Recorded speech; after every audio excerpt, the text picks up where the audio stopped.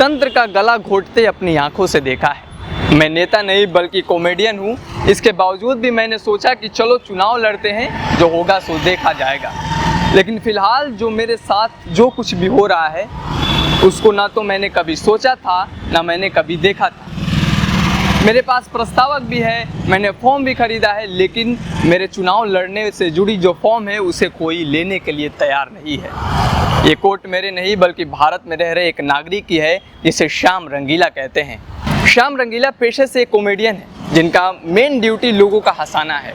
ये वही श्याम रंगीला है जो हमारे देश के प्रधानमंत्री और दुनिया के सबसे बड़े नेताओं में से एक पीएम मोदी की मिमिक्री करते हैं। आप सोच रहे होंगे कि देश में सबसे बड़ा चुनाव हो रहा है, महंगाई है, बेरोजगारी है, तमाम तरह के मुद्दे हैं। इन मुद्दों में अचानक से श्याम रंगीला पर चर्चा क्यों?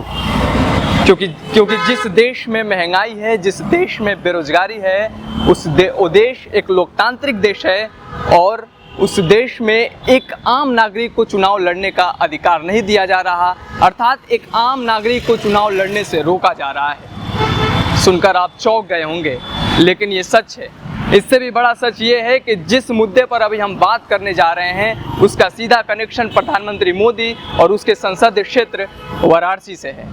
क्या है पूरा मामला, देखिए इस खास रिपोर्ट में। उत्तर प्रदेश की वाराणसी लोकसभा सीट एक बार फिर से सुर्खियों में है। ये सुर्खियां केवल पीएम मोदी को वहां से चुनाव लड़ने को लेकर नहीं बल्कि उन प्रत्याशियों को लेकर भी है जो पीएम के खिलाफ चुनावी मैदान में उतरने की तैयारी कर रहे थे। मोदी के खिलाफ चुनावी मैदान में ताल ठोकने वाले इन उम्मीदवारों में से एक हैं श्याम रंगीला, जिन्होंने प्रशासन पर प्रत्याशियों को नामांकन फॉर्म भरने से रोकने का आरोप लगाया था। राजस्थान के रहने वाले श्याम रंगीला एक मिमिक्री आर्टिस्ट है जो 10 तारीख से ही वाराणसी में कैंप लगाकर बैठे हुए थे और जिला प्रशासन के साथ चुनाव आयोग पर यह आरोप लगा रहे थे कि इलेक्शन कमीशन जानबूझकर उनके नामांकन को लेने के लिए तैयार नहीं था ताकि प्रधानमंत्री मोदी आराम से चुनाव जीत सके। हालांकि मिमिक्री स्टार श्याम रंगीला वाराणसी लोकसभा सीट से नामांकन दाखिल कर चुके हैं। 14 मई की रात को उन्हें प्रशासन के द्वारा नॉमिनेशन दाखिल करने की अनुमति दी गई, लेकिन नामांकन में हो रही देरी को लेकर श्याम रंगीला ने क्या कुछ कहा था उसे आप खुद सुनिए। 9:15 हो रहे हैं, लगभग 15-20 मिनट हो गई हमें आए हुए। मेरे पास पूरे प्रस्तावक हैं, मेरे पास पूरे डॉक्यूमेंट हैं, सब कुछ है। नामांकन नहीं ले रहे हैं। रिजेक्ट कर दो, कोई बात नहीं, रिजेक्ट करो नामांकन रद्द कर दो, अलग चीज़ है। एक्सेप्ट तो करो, उसको फाइल तो लो। नॉमिनेशन के लिए अभी सब मैं बाहर खड़ा हुआ हूँ। नॉमिनेशन करना था मुझे, आपके नंबर मिले थे ऑफिस से, ऑफिस का नंबर मुझे मेल से आया। पहले ऑनलाइन भर देंगे, उसको ऑफलाइन भरेंगे? नहीं, ऑफलाइन है सर। मैं सर आपको पता होगा, मैं कल भी लाइन में लगा हुआ था और 3 बजे तक एक भी व्यक्ति की एंट्री नहीं हुई थी और मैं 3 बजे बाद गेट बंद कर दिया गया तो आ गया था। अब फिर मैं सुबह मेरे पास मेल आया है तो फिर मैं आया हूँ। अब मुझे आप बता दीजिए फिर लाइन में लगने से क्या मतलब, आप बता दीजिए। नहीं होगा तो फिर हम कोई दिक्कत नहीं है। नहीं, हम देखिए, हम लोग आउटर देख रहे हैं, हम ये देख नहीं रहे थे। अच्छा, अब वो यारो तो सीन देख रही है, ठीक है? हाँ।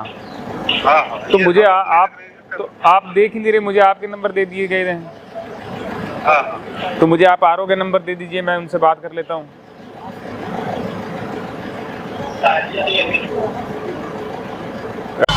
शायद अब आपको ये बात समझ में आ रही होगी, क्योंकि सियासत की ये बात प्रधानमंत्री मोदी और उनके संसदीय क्षेत्र वाराणसी से जुड़ा हुआ है, जिसे धर्म और अध्यात्म की राजधानी कहा जाता है। ये वही काशी है जिसका जिक्र अमित त्रिपाठी द्वारा लिखित किताब द इमॉर्टल्स ऑफ मेलुआ में मिलता है, जिसमें शिव राजा दक्ष और सती से कहते हैं कि ये काशी हमारे प्रजातंत्र को दिखाती है। लेकिन जिस बनारस में सदियों से लोकतंत्र की धारा बह रही है, आखिर वहाँ पर अचानक से तानाशाही की बात क्यों होने लगी? आखिर क्यों एक कॉमेडियन को चुनाव लड़ने से रोका जा रहा है, जहाँ से अरविंद केजरीवाल जैसे दिग्गज के अलावा मुख्तार अंसारी जैसे माफिया भी चुनाव लड़ चुके हैं। धर्म और अध्यात्म की राजधानी मानी जाने वाली वाराणसी का संसदीय क्षेत्र 2014 के बाद से ही पूरी तरह से राष्ट्र राजनीति का केंद्र बिंदु बना हुआ है। देश की सबसे ज्यादा वीवीआईपी मूवमेंट वाला शहर नरेंद्र मोदी को लगातार 2 बार लोकसभा चुनाव में प्रचंड बहुमत से सांसद बना रहा है। इस वीवीआईपी संसदीय क्षेत्र का महत्व कितना है, इसे बस 2014 में पूर्वी उत्तर प्रदेश और इस क्षेत्र से लगे बिहार, एमपी, छत्तीसगढ़ और झारखंड में लगातार मिल रही बीजेपी को सफलता से समझा जा सकता है।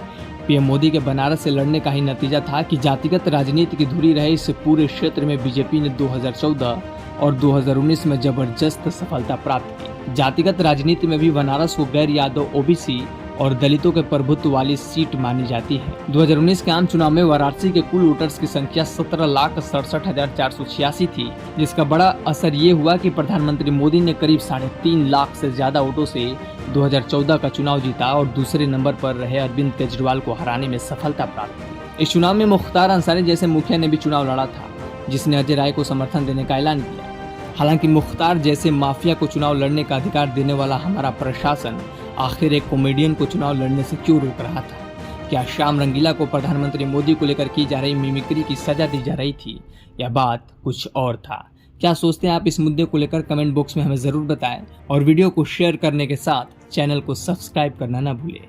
ब्यूरो रिपोर्ट, दी राजधानी।